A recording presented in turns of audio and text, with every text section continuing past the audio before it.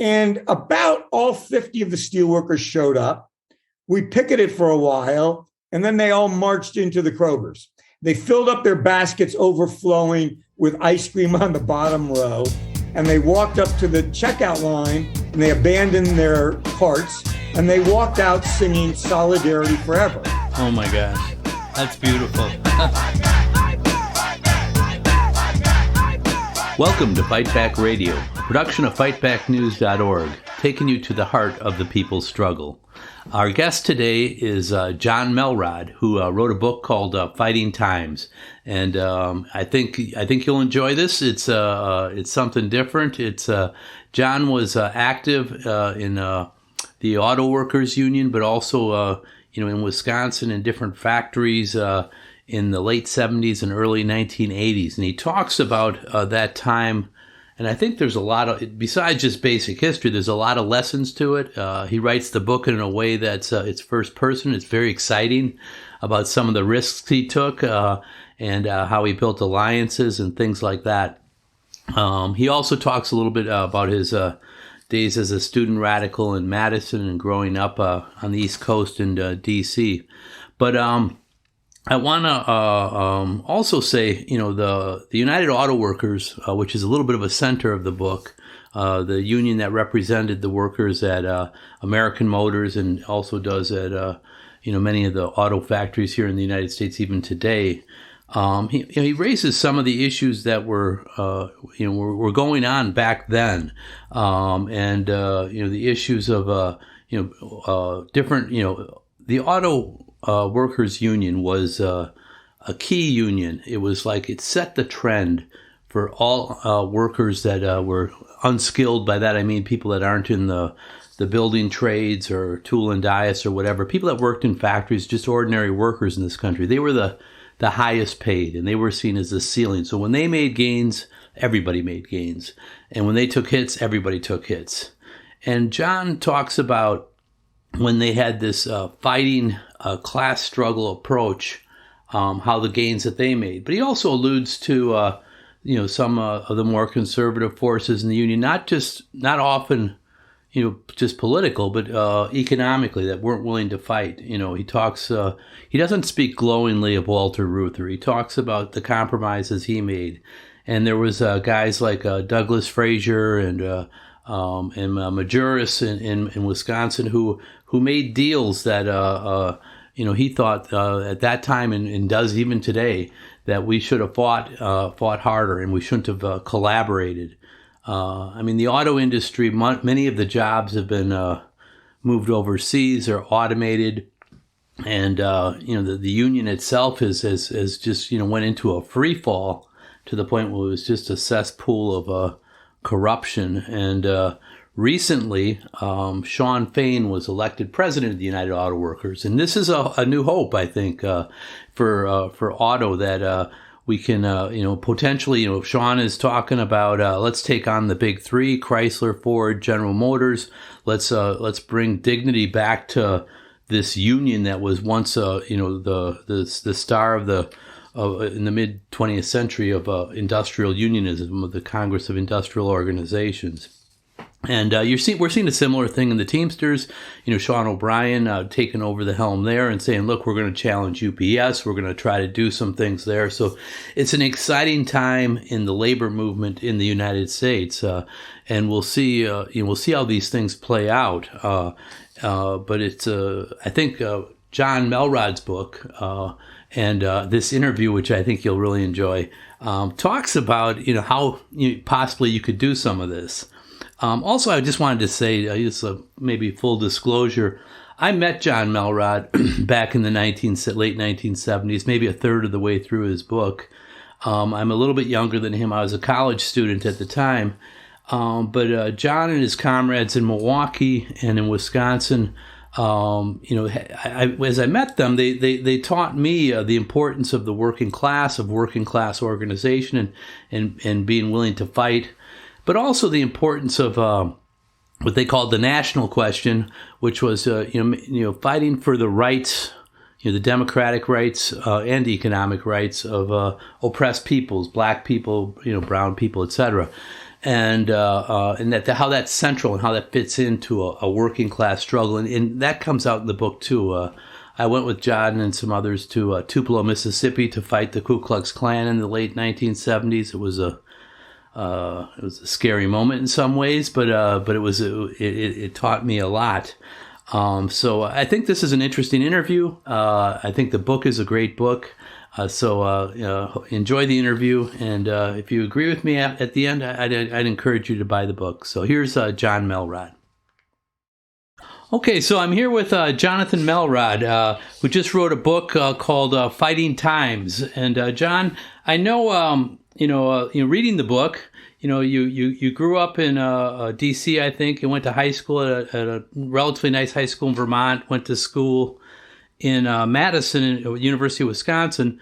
But the book is about you working at a number of factories, some pretty nasty factories in Milwaukee. So how did, a well-educated guy, you became a lawyer later on, end up at these factories in Milwaukee and then later in Kenosha? Well, that's a good question. And it's a question my kids have asked me many times. In 2004, I was diagnosed with terminal pancreatic cancer and only given 6 months to a year to live. And my kids were 7 and 10 at that point. And I told the surgeon after the surgery, and he gave me that prognosis, I said, I'm not going to leave my kids behind. And he said, well, I got to tell you to put your affairs in order. And I said, no way, I'm not leaving. And what I realized, my kids started saying to me, Dad, why did you work in these dangerous factories that are now about to kill you? So the reason I started writing the book way back in 2004 was to answer the questions my kids had asked, because if I was going to leave this earth, I wanted them to at least have an understanding of why their father was willing to devote himself to this fight for the working class, and that it made sense for me to do what I did. So that was, now luckily they're 28 and they're 25 and they get it. So it's been a good process. But I grew up, like you said, in Washington, D.C., and D.C. back in the 50s was really an apartheid-like city. I mean, the schism between black and white was almost like there was a fence around neighborhoods. And as a young kid, I used to observe things like when we went driving in Virginia and there'd be a black chain gang, and big white overweight guys with shotguns on horses. And you look out the window as a kid and you go, something's puzzling about that. But really what first, I think, made me the most aware of the level of racism that existed in the area and in the city was when the students from Howard University in 1960 tried to integrate the Glen Echo amusement park. And the white racists came out from the woodwork, very violent, beating up on the students who were picketing and trying to keep the amusement park desegregated. And in fact, they threw bleach into the pool so nobody could use it. And as a kid, I was like, well, why can't black kids? It's 100+ degrees in DC, and why can't they swim with us? And that lesson, as I've looked back, carried me through a lot of my politics and a lot of emphasis I always put on fighting racism and fighting white chauvinism. From joining SNCC in 1965 as a 15-year-old after the Goodwin, Cheney, and Schwerner were murdered by the KKK. That's when down in Mississippi, down in Mississippi. The police had arrested them and then released them to the KKK. Oh my God! Yep. And after that, I said, they're my age, almost. And I worked in the basement of the SNCC office, sending out thousands of letters, informing people about what had happened and raising money for SNCC. And those lessons stuck with me, through college and through taking a job in a factory. But your question was, why did I go into a factory? And I think it's important to understand that in that period of the political movement on campuses, there was a large contingent of us after Students for a Democratic Society split in 1969 who were looking for an alternative. And the alternative we chose was to follow the ideology of the Revolutionary Youth Movement 2, RIM 2 it was called.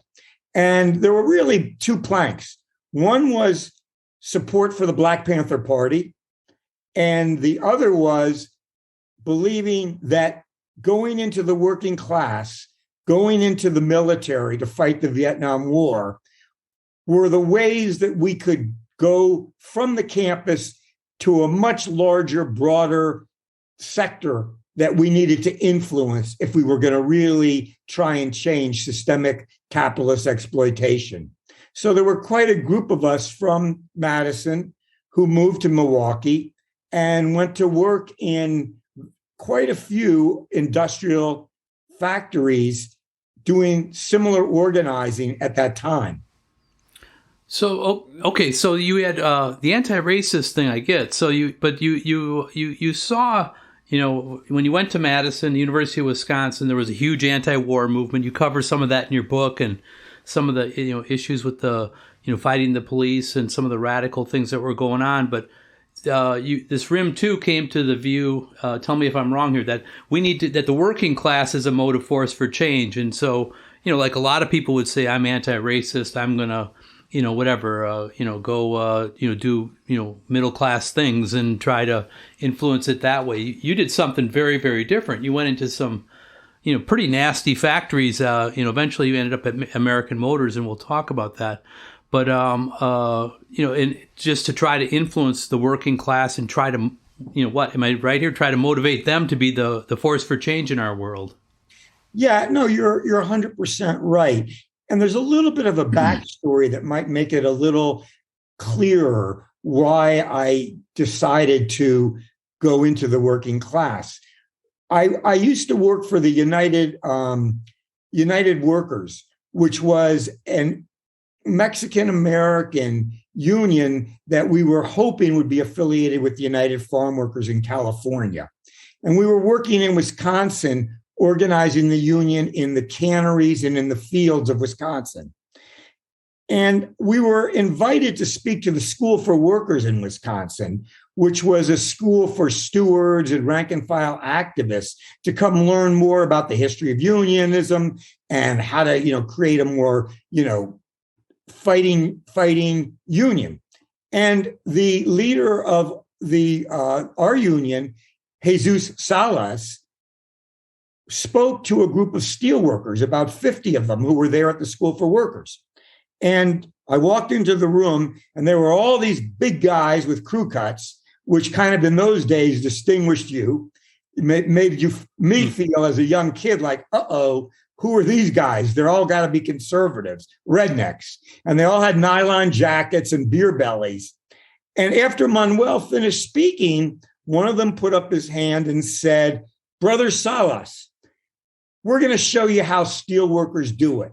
I make a motion that we join your picket line at Kroger's grocery, where we were boycotting grapes to support the farm workers strike out in the fields in California." And about all 50 of the steelworkers showed up. We picketed for a while, and then they all marched into the Kroger's. They filled up their baskets overflowing with ice cream on the bottom row. And they walked up to the checkout line, and they abandoned their carts, and they walked out singing "Solidarity Forever," the traditional union anthem.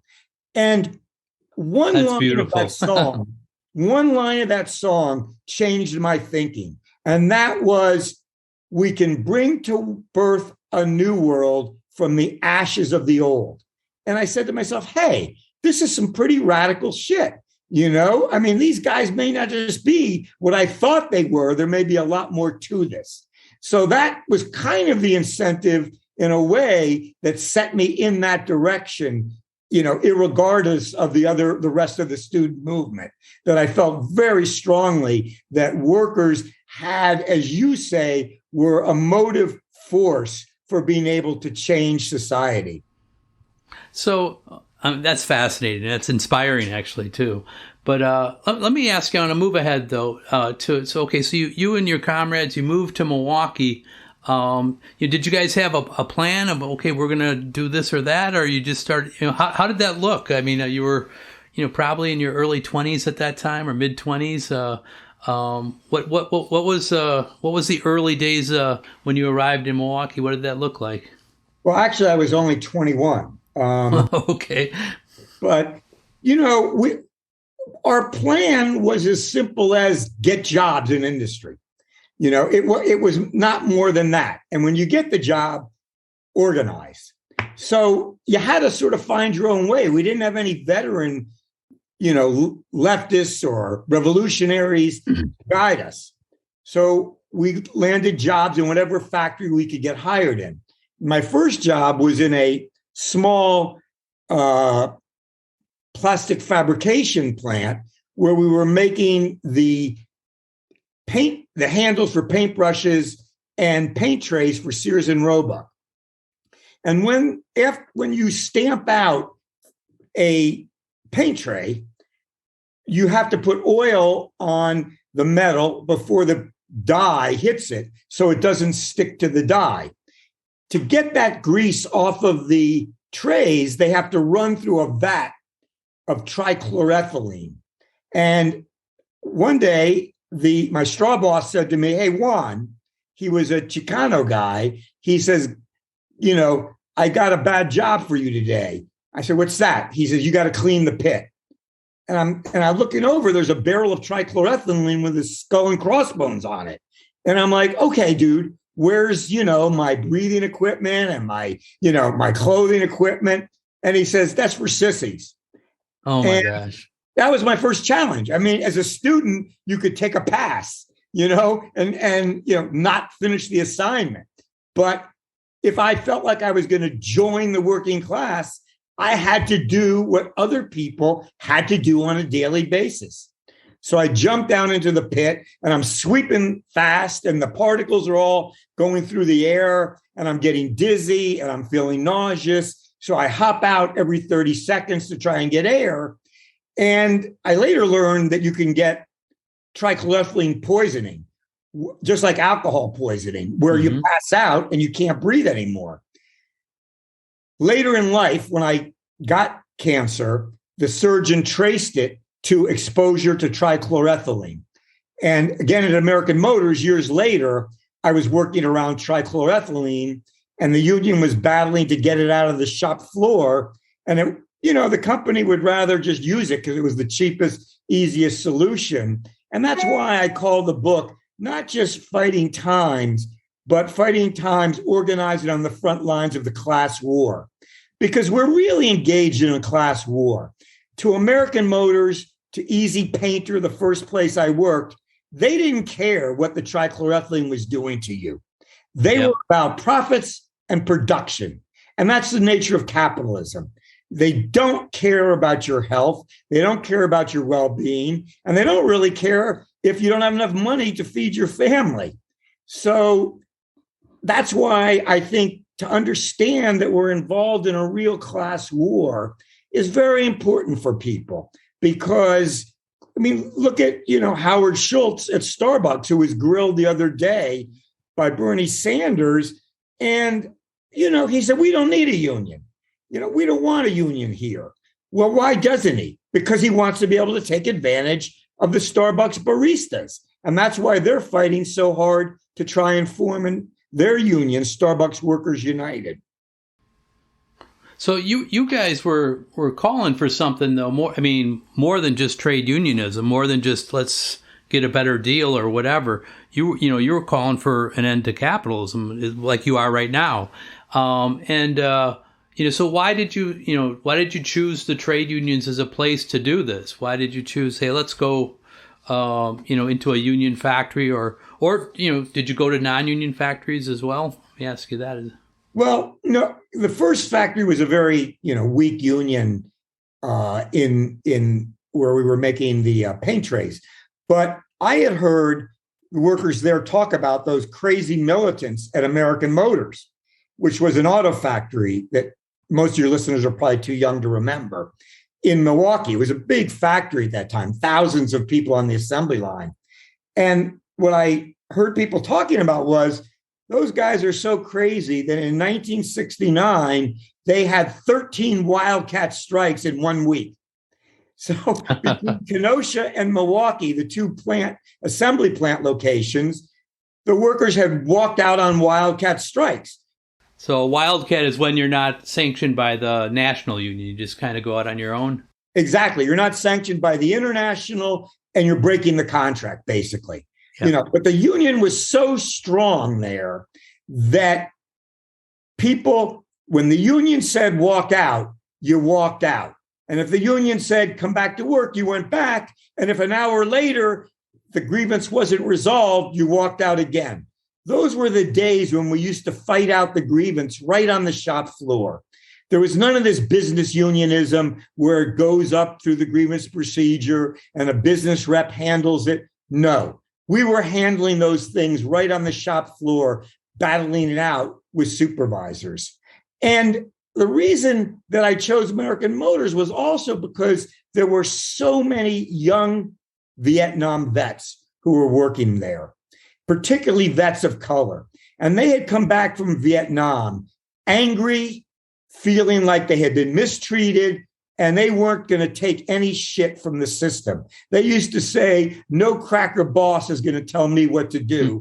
I just spent 2 years in the jungles in Vietnam. And they meant it, and they were ready for a lot more than just trade union organization. We were very active at that time in supporting 3 Panthers in Milwaukee who had been framed on murder charges.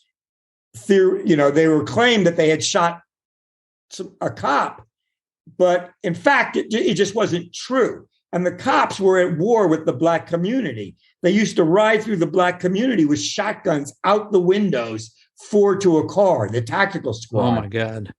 And the tactical squad is who had gone after the Panthers. So, when I got fired for the first time in American Motors after about 9 months, part of the reason they fired me was they spread the rumor that I had been active with a hate group, the Black Panther Party. Oh, my and God. They used that as one of the pretexts of why people should be afraid of me. Now, people weren't really afraid of me because they worked with me every day. And I used to stand out in front of the plant selling the Milwaukee Worker, which was a, socialist newspaper that made no bones about, calling for the change in the capitalist system. And people knew that I was a square shooter because I had led a number of really militant job actions within that first 9 months in the factory, and I'll talk about them briefly just because it's important. You can't just talk about politics. You can't go to the front of a plant and sell a socialist paper and expect people to change. They've got to see you on a daily basis, and they learn from the collective action that you engage them in. So within those first couple of months, the management came around and they notified us that we would work on a Saturday. Well, needless to say, none of us young guys wanted to lose our party time on Friday night and have to get up to go to work on a Saturday. But I said, let me go look at the contract. And of course, like most places, you don't have a contract. You got to dig one up. And I found in there that all overtime was voluntary. So I went to the Xerox store. For your listeners who don't know what that means, it's a copy store. And I made a lot of copies of that page of the contract. And the next morning, I passed it out to the young guys I had been hanging out with after work at the bar and socially on the weekends. And it was like there was like assembly line grapevine that the word spread. We don't have to work. It's voluntary overtime. So when that foreman actually came through with the steward on Friday to notify you of overtime, virtually everyone was yelling, I'm not working no Saturday. I got my time. It's mine. And also, we talked about why should we work overtime when there's unemployed workers on the street? a basic union principle that used to motivate unions in those days, which was we defend the unemployed by helping to create more jobs for them. So the word started to spread that the president of the union, a guy named Bertie LaPinka, was blaming me for the Saturday loss in production because he had promised the company he would get them a workforce because they were selling a lot of new models and they wanted to get more cars out. So I knew that he had my number, and I decided we had to get more organized. So the company came around and they notified us that there would be a line speed up, 3 more cars an hour with no change in our job assignments. Well, if you've ever worked on an assembly line, your listeners will know that additional work can break you, literally. So for the first time, I said, we got to be organized. And we called a meeting, and we decided to call it a caucus in the union. And probably about 10 or a dozen people showed up. A lot of them were, Latino, Puerto Rican, Vietnam vet, 2 other Black guys who were Vietnam vets, some Black women who were church women and had a sense of community and organization, and a couple others. And we said, let's fight this speed up. Let's put out our first flyer at the gates that says, fight speed up. You only have to work at a normal pace. So we handed that out, and it was like we lit a flame under everyone because people started to slow down.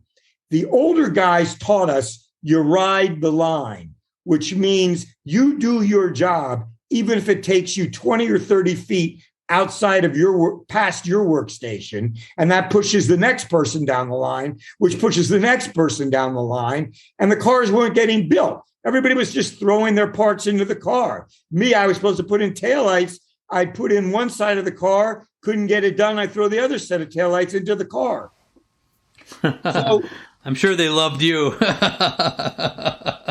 So this is going on all over the assembly line. So we had a meeting that night, and we said, we got to do more. What can we do? And one of the guys said, let's make T-shirts that have a big red stop sign on them, and they say fight speed up.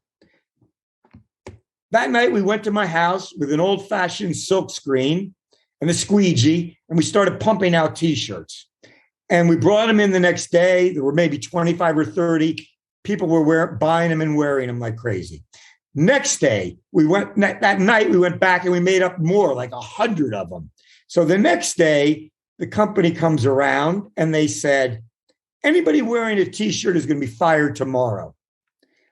We stopped this when people were wearing Black Power T-shirts 3 years ago, and we're going to stop it just like we did that. So I was a little nervous because I didn't want to get everybody fired. And all of a sudden, my steward comes up and says, can I buy a shirt? And my chief steward, who's over all the stewards in my department, comes up and says, I want a T-shirt. And the vice president of the union comes up and wants a T-shirt. And they all went around and said, we're wearing in shirts tomorrow. We dare the company to fire us. Oh, wow. Yeah. Changed the mood. We ran home. We were making T-shirts till late that night. And I learned a very important lesson for listeners, which is being a young guy back then. I don't know if it was the hippies or who it was that came up with, you can't trust anyone over 30. And that's kind of what I believed. These guys were all older guys, older than me. I was only 21. And, they're kind of bureaucrats and they're not going to really stand with us.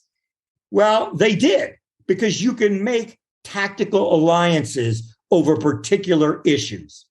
Doesn't mean they're going to join the caucus or they're going to go all the way with us, but it meant that they were going to fight that speed up, and we were the ones that were making the paraphernalia that was motivating people to fight the speed up. Long and short of it is, the company took work off of every one of our jobs, had to hire new people, and we won that battle. We won it But then word really came out that the company was going to get rid of me.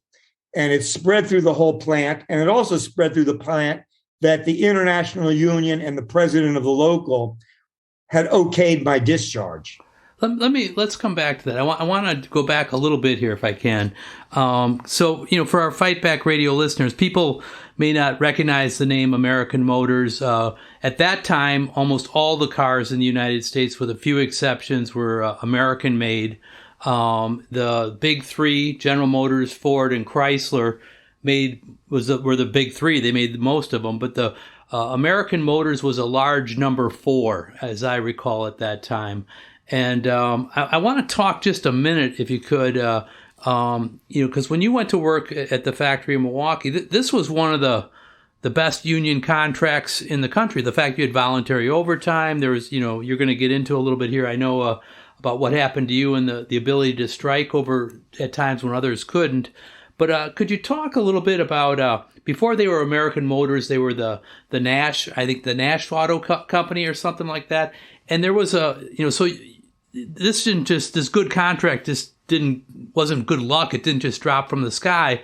There were people that actually fought to make that contract happen. People that were similar to you, probably, maybe decades earlier. Could you talk a little bit about the history, about what led to American Motors being this thing in Milwaukee and Kenosha that it was at the time you arrived?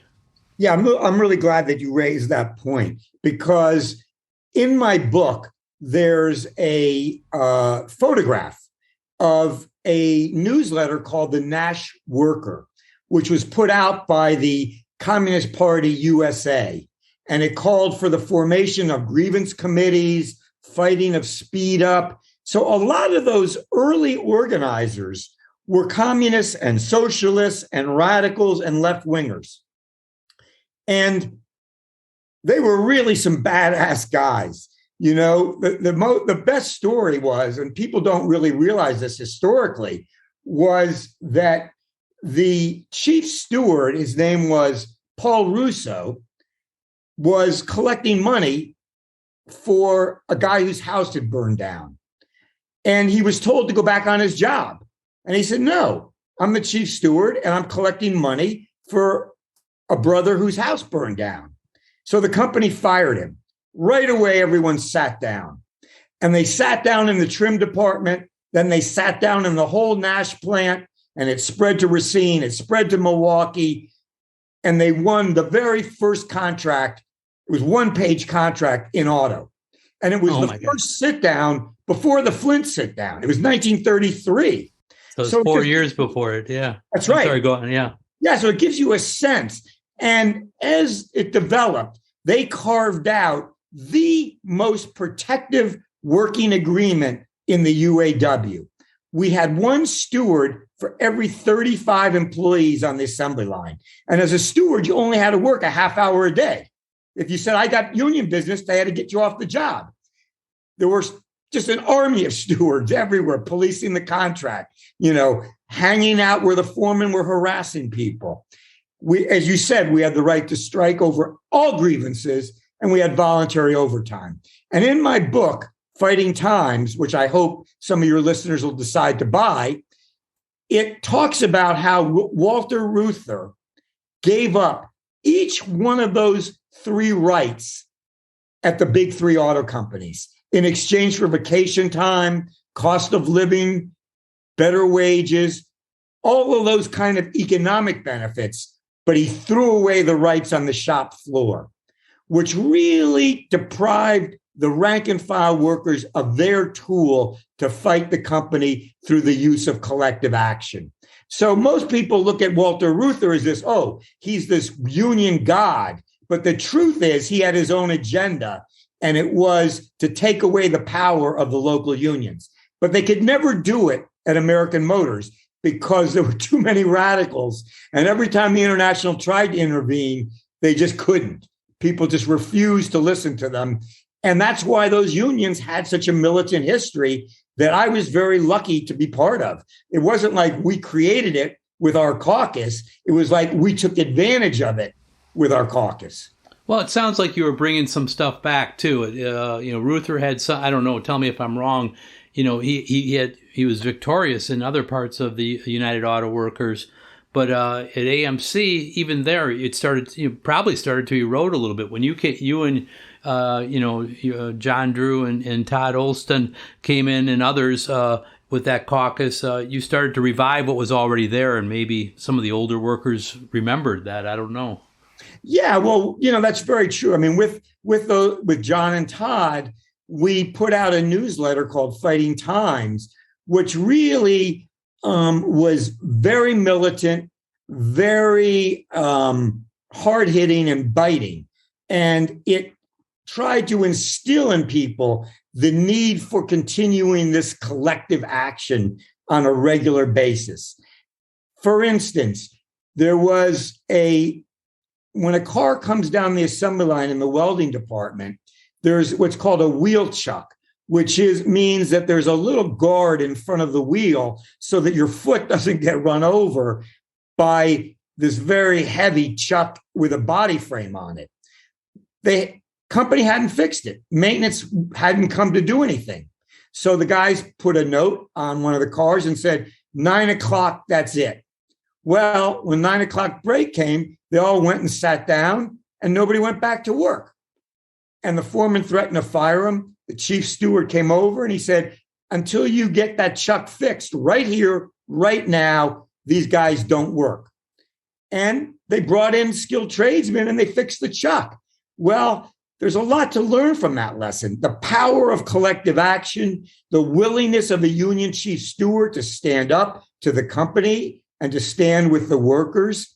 And that's what we tried to do throughout the plant. And a big part of it, this is really important, we saw 2 prongs for our work with Fighting Times. One was fighting racism and discrimination, both by the union and the company. And the other was fighting misogyny, also by the company and the union. And those 2 fights were crucial to what we did. One example would be that we were asked to come to Tupelo, Mississippi in about, I think it was the early 80s, by the United League of Mississippi, which was a Black organization. And the KKK had become reactive in Tupelo, Mississippi. And the cops had been brutalizing young Black boys and men. So we, along with other comrades in Milwaukee area, filled a busload of workers to go down and join this march on the Labor Day weekend. Well, we decided to put out a leaflet to all 7,500 workers at the AMC plant in Kenosha saying, hey, if you want to join this bus, to go with us to fight the Klan, sign up and we're inviting you to come. Well, that not everybody agreed. There were guys who felt like, hey, there were some supporters of the Klan, actually. We went down there and in my book, there's some pictures. We got there and bus pulled up in front of the Tupelo Police Department and out marched 20 Klansmen in hoods and white robes, and they were the police. So the police were the Klan and the Klan were the police. Yep. So, I've got the picture of them walking out with axe handles and their pockets, they've got pistols. And that's who we were fighting. When we got back to the plant, we did a whole report on going to Tupelo for both the white workers and the Black workers and all the workers. And, there was some pushback. Not everybody agreed. And it probably wasn't too long after that I was sitting in a bar across the street from work after work, and I felt something sticking in my side. And I looked down, it was a 38. And the guy says to me, my name is Deadeye DiMarino, and I'm in the White People's Nationalist Socialist Party. I'm a Nazi. And I don't like your Fighting Times, and I don't like your Jewish commie bullshit. And, I said, wow, what do you do when the guy's got a gun in your belly? So I called over the bartender and I said, double shots for both of us. And we shot those. double shots again. So I started talking to Deadeye, and I said, Deadeye, in your department, he was in the maintenance department driving fork trucks.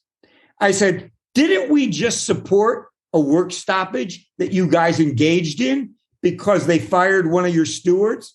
Yeah. And I said, well, wait, if we did that, what's so bad about us? He said, well, that's okay. I guess, the fighting times is okay. It's your other stuff. I said, what other stuff? Whatever you want to talk to me about, ask me about it, because I'm a politically open book. And you don't want to get shot. But mainly the liquor solved that problem, because after 3 hours, he was hugging me and saying, Union brother, I'm behind you. And for the rest of my time in American Motors, he'd walk by. He didn't hand out flyers with us, but he'd give me a nod. You're in the union, and so am I. Okay. So that brings me to, I want to make just a quick point, then I jump in. But that point is when Hillary Clinton called working class people a basket of deplorables, those are the guys she was talking about. And those guys are not to be written off. Those guys can be won over to our side. If you work with them on a regular daily basis, if you fight the issues that they're worried about, they will come over to our side. A lot of them went to Trump because they didn't see the Democratic Party doing that. We've got to be out there fighting for the issues that matter to them. Yeah. And you talked about, this is in the book, I think, is quite good at going through some different stories of things you did.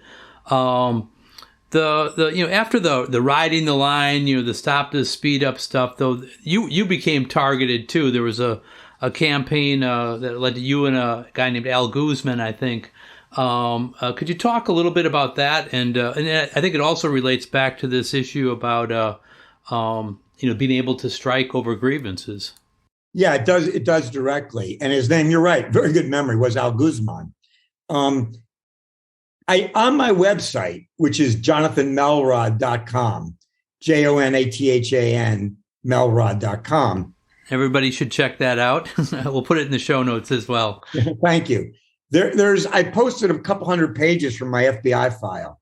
It's really interesting because what it reveals is that when we were doing all this fighting on the shop floor, American Motors ran to the FBI like they were their own private detective agency.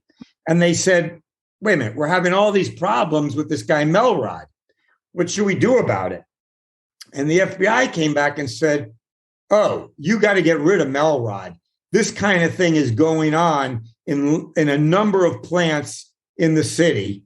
One of them being where you once worked at Briggs and Stratton. Mm-hmm. Yep. And they're putting out the same kind of literature, and they're, agitating workers in the same way. Well, in that report, they also told American Motors, we think there was a guy who worked at Briggs and Stratton who was part of this organization, and you should fire him too. His name was Al Guzman. And he hadn't been involved in it. He had just been involved in fighting speed up. He was kind of a collateral damage. So when they hauled me out of the plant physically, and I wouldn't leave, so they had to drag me down the aisle with a lot of guys shouting, let's sit down. And the union stewards that were loyal to the president sort of keeping them working. They fired Al Guzman as well, which was really not good. He had 2 young kids. And I had a tough decision to make. There was arbitration in our contract, or there was the final step of the grievance procedure, which was taking a strike vote. And if that didn't pressure the company into settling the grievance, actually going on strike. And there was an older white guy who had been the chief steward of the whole factory in Milwaukee. People used to say, if you pray to God and he won't deliver, go to Bill Brunton and he'll get it done. Because Bill Brunton was so powerful. He led so many walkouts, so many work stoppages. So Bill Brunton came up to me and said, you know what, brother? We didn't support you enough when you were in the factory. we want to support you. I'm going to get a group of guys. We're going to put out a flyer and we're going to say that we should get behind you. And he said, don't ever go to arbitration. Let your own people settle this dispute. Believe in the other workers.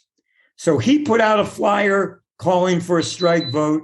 We put out a flyer calling for a strike vote at a membership meeting, and a caucus of black workers in black and white getting it together put out a flyer. So when the union meeting came, it was full house packed in a big hall.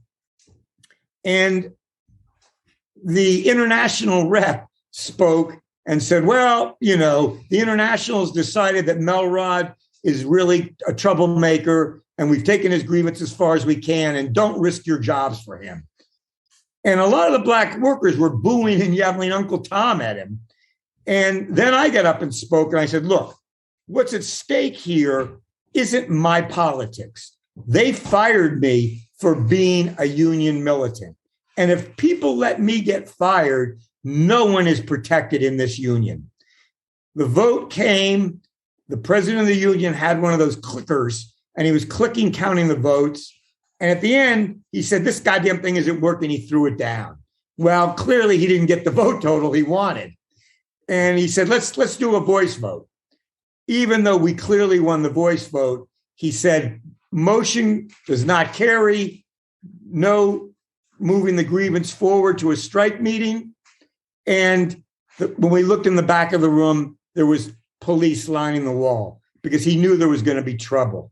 So we lost that, but I didn't stop.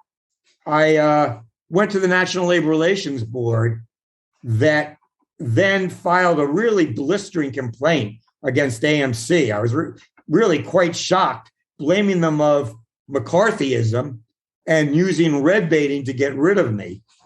And I was out of the shop for about 2.5 years before the Seventh Circuit Court of Appeals finally ordered me reinstated. And the company decided they weren't going to take it to the Supreme Court, which would have been fairly ridiculous.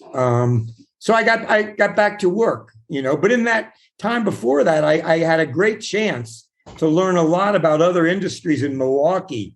I worked at a tannery that was non-union. I worked at a steel fabrication plant where we had a caucus that led an 8-week strike. And that strike is really educational because that wasn't a strong union. That was more like a business union. And when we went on strike, we called for a rally at midnight. And there were hundreds of guys that came out to rally. And there was excitement. You had walked out, you had challenged the boss, and the union was nowhere to be found. It was basically young guys. So it was midnight because the contract expired at midnight? The contract expired at midnight. And a lot of the guys who were in the caucus were these kind of rednecky guys that were all driving big muscle cars. And we used to fight endlessly about racism because they were pretty racist. In fact, at one point, one of them hit me. He was about 6'5", and I'm about 5'6", and sent me flying off a bar stool because I kept saying, stop using the N-word in front of me. I don't give a shit what's in your heart, but I don't want to hear it. And I finally molded them into a caucus. Well, only because we'd go to their house after the bar shut down, we'd drink, play cards, and then we'd go to the plant, when the first shift came in. So they were really a militant core of this strike. And we started putting out strike bulletins because the union didn't do it. The union, again, was nowhere to be found. So we started blocking Teamster trucks. We went to the Teamster depot. We got the Teamsters to agree not to cross our picket lines. And then when supervisors tried to come across the picket lines, we threw down sharpened tacks so that the tires of the trucks would let the air out. And when they repossessed one of the strikers' cars, Eyebolt's car, which was a cherry Trans Am, bright red, and it was demoralizing because the young guy said, okay, Melrod. So this is one of the guys that was on strike. He was having trouble making payments because he didn't have an income, and they repossessed his car at that time. Precisely. Our strike benefits were only $25 a week, which in today's terms is $100 a week. So that doesn't even pay your food bill. Anyway. He went to court and the judge ordered a repossession of his car. And it was a pretty demoralizing blow. And I thought to myself, how am I going to turn around this situation of demoralization? So we put out a flyer calling for a picket line in front of GMAC, which is the financial arm of GM. And about 70 people showed up. Interestingly, 15 of them were black meat cutters who were on strike at the same time. So then for all these guys that have been talking about blacks, they see that these black guys are out there with us fighting GMAC to get Eyebolt's car back. So 3 of us went into the office of the manager and we said, we're here to get Eyebolt's keys back. And he said, no, I'm not going to give you the keys back. The judge ordered him the car repossessed. And we said, we don't give a goddamn what the judge said or what you said, because if we don't get the keys in 5 minutes, all 70 of those people are going to be sitting in your office and we're not leaving till we walk away with Eyebolt's keys. At that point, he gave us the keys. We went outside and it was a huge rush that made everybody feel like we can win. We're together. Interestingly enough, the same guys who had been talking racist bullshit agreed to go to walk the picket line of all the black meat cutter strikers the next week. And it changed their consciousness. The fact that we had created unity around issues that were common to both of us really changed the consciousness. It developed a class consciousness rather than just a consciousness, I'm in one factory. It was looking out for each other, be it black, be it white, be it a meat cutter, be it a steel worker. And that's key to building the union movement. No, that's a very important lesson, yes. And yes, seeing a class consciousness rather than just what's in it for me or what do I get out of it. I want to move forward, though, again. So you got your job back at AMC. I want to talk to you a little bit about running for union office. So you went from just like the radical communist passing out the worker at the plant, or selling the worker, passing out your newsletter, to actually you ran for steward. Eventually you became the chief steward. How do you view union office, and is that like the natural progression of being a labor militant, or is there a compromise in that? How do you view being a union official, even if it's a low level one? Yeah, no, I think it's an important vehicle for building the workers' struggle. It's not the end all, it's not the final goal, but it gives you power to be able to lead people in direct action and to show them that you got the guts to stand up to the company.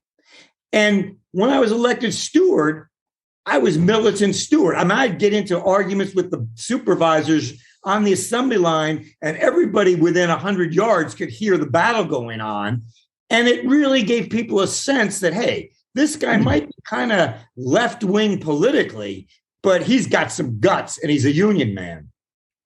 It wasn't too long after that I got elected department chairman, which every department had its own union meetings, which was a great position because I put out the agendas and I decided what we talk about every week.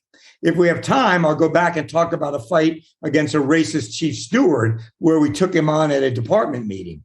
But after that, I was overwhelmingly elected chief steward.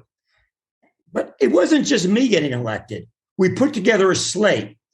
And out of the 12 stewards in that department on days, 10 of them were from our caucus. They were young black women, young white women, black workers, and white militant workers.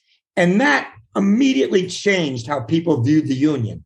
They saw it as not a bunch, when we first got there, it was a bunch of old white guys, who didn't bother doing anything. They just get off their job and go sit up in the office and hang out. Well, now, I was the chief and I said to people every day, walk your line, say hi to every person, find out if they've got any issues. And that's what we did. And the union became increasingly strong. Eventually, in 84, I was elected to the bargaining committee, the executive board. And 4 of us who had been militant together, John and Todd, who you mentioned earlier, and another young guy named Rosinski, we were all on the bargaining committee and were in the position to bargain the contract with Renault in 1985. And if I can answer your question, does it compromise your position? You can't always get everything that you want. As long as there's capitalism and you're in the union, you can fight as hard as hell, but at a certain point, you may not be able to get everything that you're in your demands. And what happened was that Renault, the French automaker, purchased a 51% interest in American Motors. And they told us that we had to make certain concessions or they would move the production back to France. Well, we were pretty educated. We used to read a lot in the Wall Street Journal and automotive news. And the fact of the matter was they could make the car cheaper and ship it over to the United States. So in the end, we were left with a choice. Do we concede certain things like our legacy, steward ratio, voluntary overtime, and right to strike, and save the pensions of some 18,000 workers and their families? Do we win the rights for workers to be able to transfer to other factories because Chrysler eventually bought AMC and everybody was able to finish out their 30 years? And as Rudy, who was the president of the union, was a real old school militant, he got up in front of the membership and he said, look, we fought as hard as we could. We've battled as hard as we could. I'm asking you to vote. Is it better to have a contract that's like the big three or no job at all? So we had to make that compromise. We had to get up in front of the membership and tell them we were voting for those concessions, because at a certain point, you had to look out for people's day-to-day livelihood. That's the limitation of the union, but you've got to recognize that limitation. So, yes, there is certain times when you're forced into a position that you don't theoretically want to be in. Well, let me ask you then also about, and that's helpful. Thank you for that. And that's hard for sure. I mean, because it's easier to be the pure or whatever, but if you're in the real world, it always isn't like that. So, I mean, you were trying to build a revolutionary organization through this whole time period, which to overthrow capitalism. You were also, an officer or a militant in your union trying to build class struggle in the union.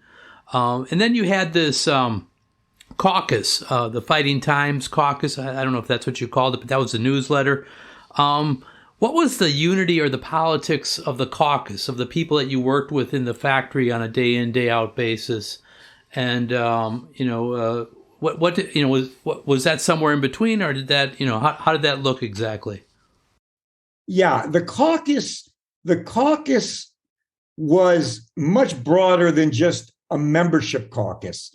It was more like a movement. We used to sell blue nylon jackets, United Workers Caucus, UAW Local 72. And when we would go out to the gates to hand out the Fighting Times, there would be literally dozens of people that would stop, help for a little while, talk for a little while. But most of them weren't going to become revolutionaries, at least not yet. Mm-hmm. So they all recognized that there were people who had different politics in the caucus. There was me, there was, a steward who just wanted to be a steward. So we consciously didn't make people have some sort of left-wing ideology to be part of the rank and file caucus. At the same time, like you said, I used to sell the worker newspaper. So people did see me as having a political message that went broader and further than that of the caucus. And, there were, I used to sell regularly just in my area of the shop, 100 newspapers. So it wasn't like just a few, people were reading it. And it was really a shame when it stopped being published, because it kind of left us without a tool to show people there was a broader class struggle that was international. there wasn't just class consciousness within the United States, but we were teaching people that they were part of Renault. And I'll never forget the newsletter that came out had an octopus with a beret and Renault on it. And it had a car with its tentacle in Spain, in France, in Canada, and in Kenosha.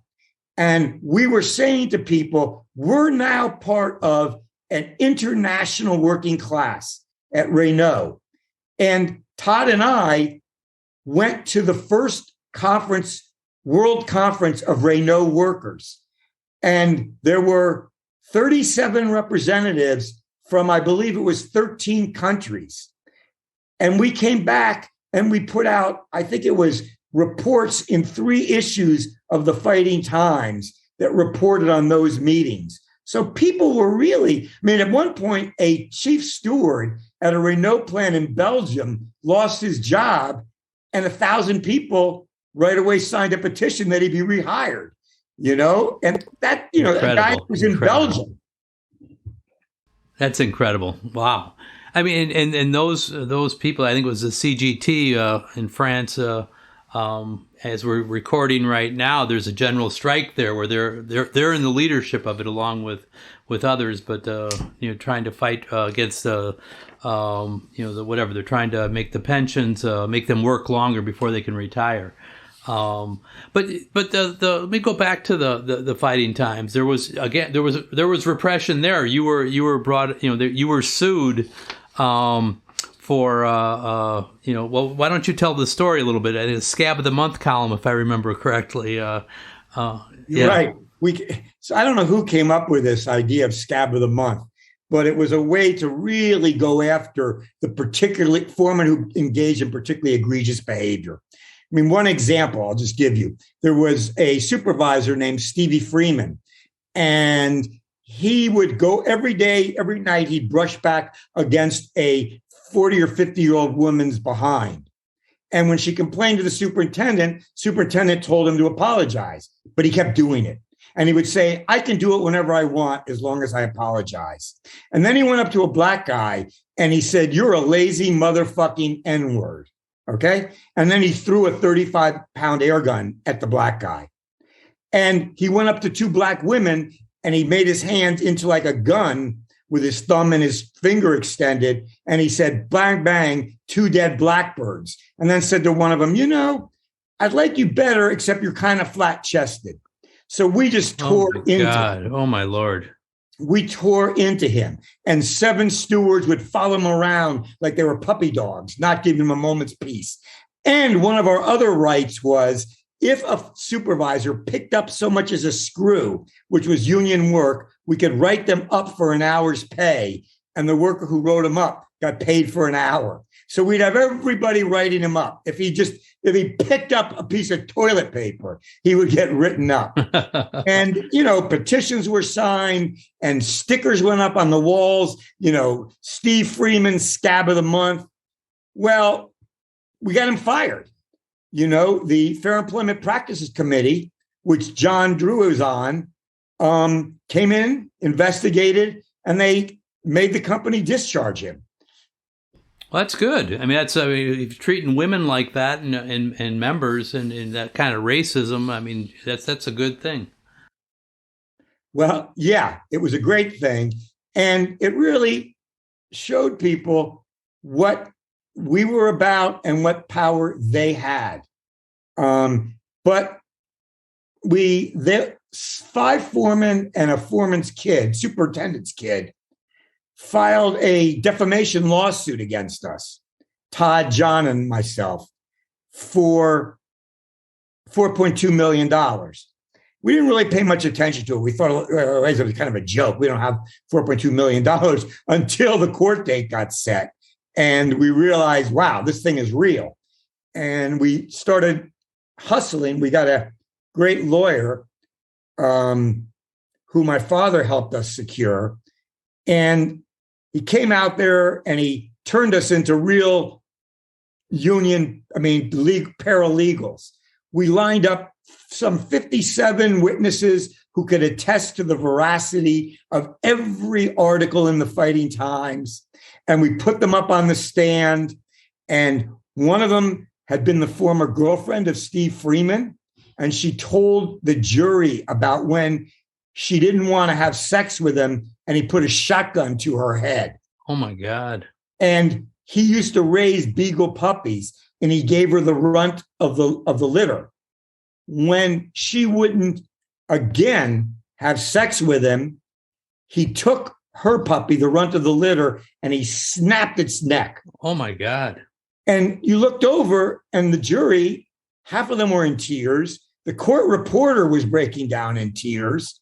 And we had known that the jury was the key to us being able to beat the company because the judge sided constantly with the company. Well, the lawyer the company was paying for. They surreptitiously orchestrated and paid for this lawsuit. In the end, the judge found on a legal technicality that we had defamed two of the former supervisors, or one of the supervisors and one of the superintendent's kids. On these minor, we had said that one of them wasn't at all trained. And the judge said, well, you could have said he wasn't fully trained, but you defamed him by saying he wasn't at all trained. Well, the jury came back in, and it only took them a couple hours. They came back in and they said, no award of any damages in money, which meant that we won the case. The NLRB then sued American Motors, and they had to pay up, I think it was $320,000 in our back wages and fees to our attorneys.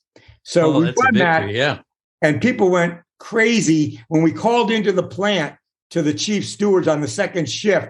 Just cheers were up and down the assembly line because we had made it. We had been out there in front of the gates collecting money to support the lawyers that we were hiring, and it became everybody's fight. The buttons everyone wore said, save the Fighting Times, defend free speech. Oh, that's wonderful. That's wonderful. We're starting to run out of time here, and it's unfortunate because I have a whole bunch more I'd like to talk to you about. But let me encourage our Fight Back Radio listeners. You're going to be in a couple of cities, and hopefully, if you're nearby, I want to tell people to make sure that they stop and see Jonathan Melrod. Also, make sure you buy the book, Fighting Times. I will put in the show notes how you can buy it and where he's going to be. But he's going to be here in Chicago at the Pilsen Community Books on April 17th at 7 o'clock. He'll be at Boswell's in Milwaukee at 6:30 on April 19th. And then I think it's in San Francisco at the Green Apple on May 1st, which is May Day, and May Day is the 1-year anniversary of Fight Back Radio, so that's another no relationship to it, but just I had to throw that in there because it's our show. But yes, unfortunately, our time that went quick. We're winding down here. Is there anything you want to add, John, that we didn't cover here, or anything you would like to say to our viewers?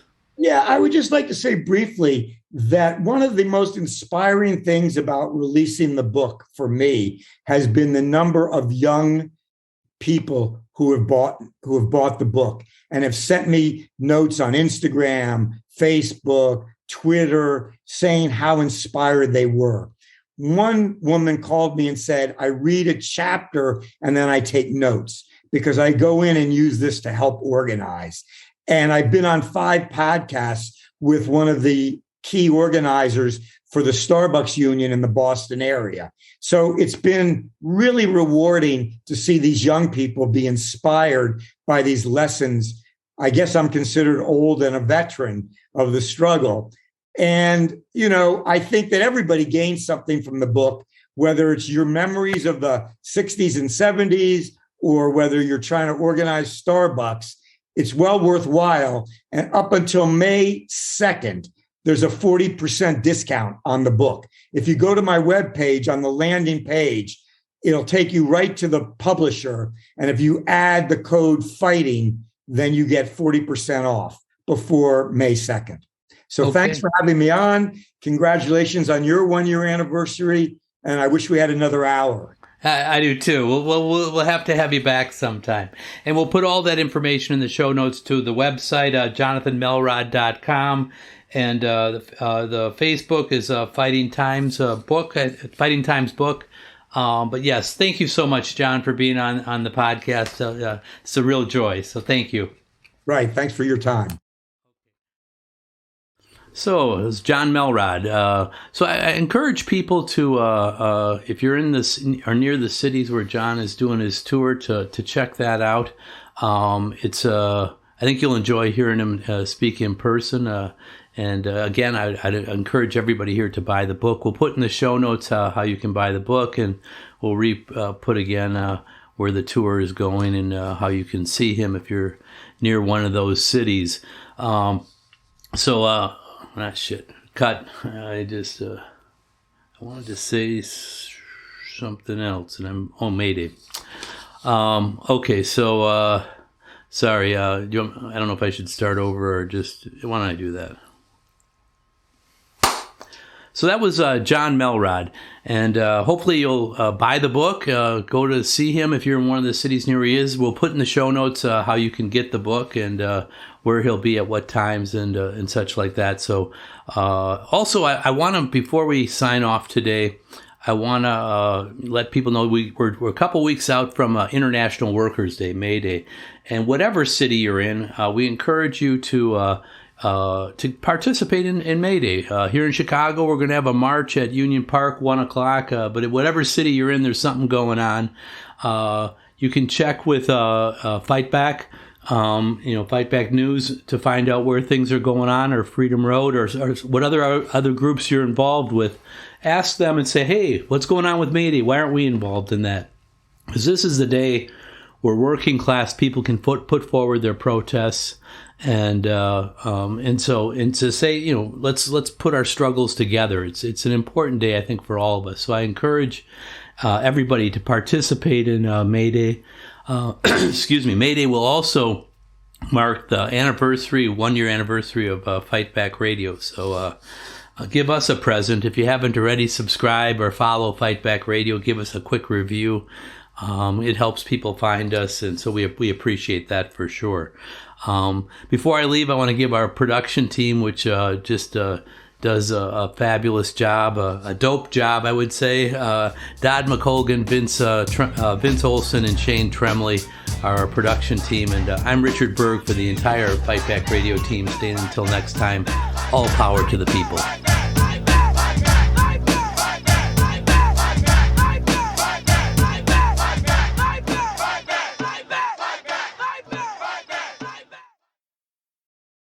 I think we're out now. So, thank you. I thought that was good. I enjoyed it. I could have went, whatever. I didn't get into, I probably had you looking to see what happened with the UAW today. I didn't get into any of that, but it was, we could have just kept going. I'll try to stop and see you when you're in Chicago. I hope you do. And I'll pass the word as well to people. And I'll be really curious when you do air the podcast on that Saturday. Do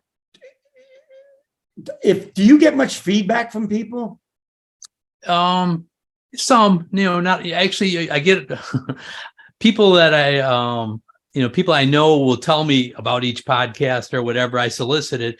I get a few emails, because I announce the email now and again, but not a lot to be quite honest. Not like waves of them.